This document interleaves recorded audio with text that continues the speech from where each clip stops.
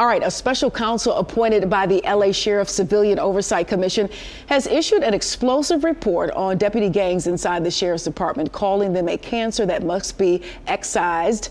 The report calls on Sheriff Robert Luna to adopt a policy that prohibits deputies from participating in deputy gangs and make it clear that this is a top priority, and he should state his intention to make this happen immediately. Now, the report also identifies at least half a dozen active gangs and cliques and names them, which include the executioners, the banditos, the regulators, the Spartans, the gladiators, the cowboys, and the reapers.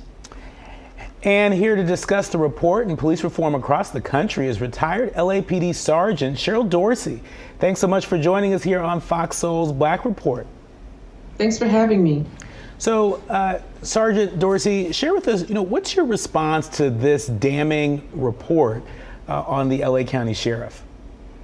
Well, this is nothing new, and I've certainly been speaking on this issue for several years with Sheriff Alex Villanueva at the head of that agency, and that's part and parcel, I believe, as to why he was not reelected.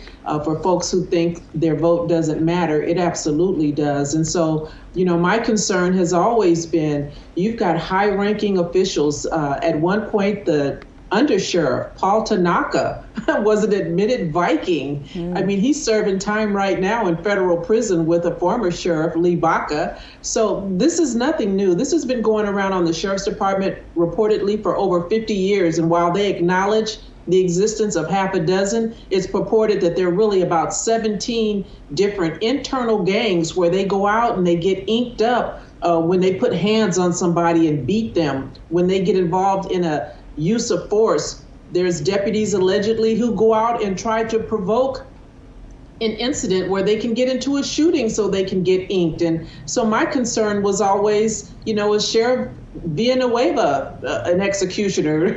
We need to have somebody pull up these deputies' pants leg and see what's going on with these inkings that they have, to see who's actually involved and what really are they going to do. I mean, Luna says he's going to look into it. Okay, and then what? Yeah, absolutely terrifying. You just mentioned the new sheriff that's been elected, Robert Luna. Do you think he's up for the challenge of, reprogramming and redirecting this department? I hope he can make some substantive change, but I'm a realist.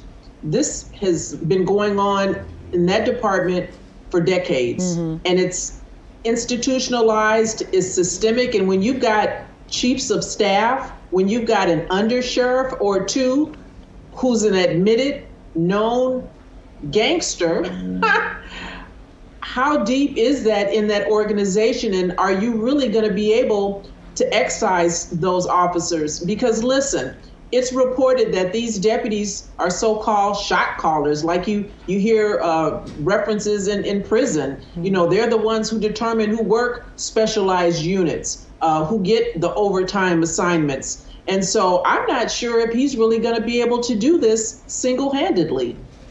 And considering that the LA County Sheriff is one of the largest local law enforcement agencies in the country, when we look at this report and the Department of Justice report on the Louisville Police Department, is this the beginning of the change that many protesters, like Black Lives Matter activists, have been marching for? I don't say no to any of the changes, and understand you need to pay attention to the verbiage that's used. Merrick Garland, I appreciate his effort. He's making a recommendation. And so I don't know if there are any teeth behind that recommendation. Police chiefs have total autonomy in terms of how they comport themselves and how they run their fiefdoms, their police departments, and understanding that every police chief serves at the pleasure of an elected mayor. And so they're giving us a lot of lip service right now. But listen, they've disbanded units and reconstituted them. The Vipers gave them a different name. They've taken over in Memphis officers out of the Scorpion unit, disbanded it, and put them where? In patrol. It's not like these officers aren't still out there working patrol, dealing with people day in and day out. And so my concern is, what really are they going to do? And oh, by the way, we know that these officers, some of them are proven and demonstrated liars. They lied on affidavits to get search warrants, particularly in the case of Breonna Taylor. These are compromised officers. Once they're shown to be a liar, everything that they've touched is tainted. So what is the district attorney going to do across these 18,000 police departments where we have people serving time right now in jail on a lie that was put forth by a compromised officer? Yeah, you just mentioned a lot of these units where a lot of the complaints and the mistreatment stem from across the country. What do you think, more specifically, these units, how can these units be redirected, or do they need to continue to be disbanded from being so reckless? Is it a blue culture? Is it a lack of training? Your thoughts on that?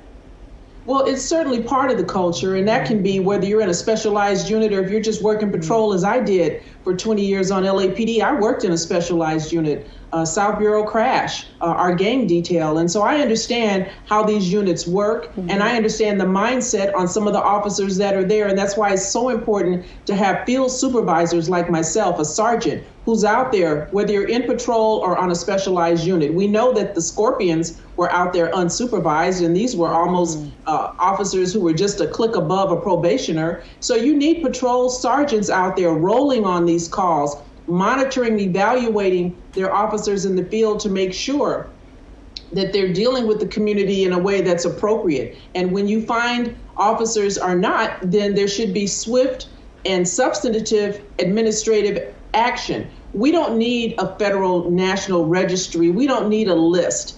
These agencies know who the bad actors are. You think Derek Chauvin wasn't on a list with 20 plus personnel complaints? 3 of the Memphis 5 had personnel complaints. CJ Davis knew absolutely who these people were, yet she allowed them to remain on that Scorpion unit and ignored complaints that were coming in from the community. And so we've got to roll our sleeves up as a community, get involved and get engaged and demand substantive change, not lip service, not a list, not a recommendation, but real change. Get these bad doers off of those police departments, decertify them so they don't get to resign and move to another agency. Yeah. Well, we really want to thank you, and we want to invite you to come back again. Police reform continues to be in the national headlines.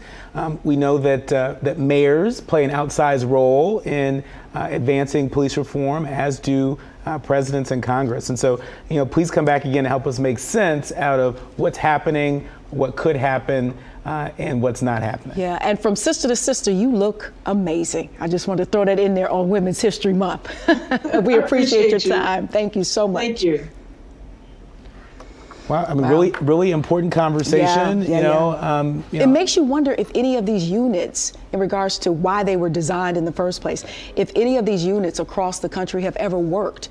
Have there been any units that haven't been corrupt? Have there been any units that have, played it, by the law and by policy? It just makes you wonder, does that even exist based upon what they were formed to do? I mean, I think a big part of the debate is around checks and balances, right? We cannot expect the police to police themselves. And, that was a question that was put to voters in LA County, where they have given the LA County Board of Supervisors the power to be able to fire sheriffs, duly elected elected officials, and so that's a pretty big deal, right? But I think what people really want are checks and balances, more oversight over police departments, right? And when police departments are found to be corrupt, when they have folks that are not adhering to policy, then what? And there are a lot of activists out there that are not confident that those changes are happening fast enough, and that's why a lot of them are saying, we've got to reimagine policing from top to bottom.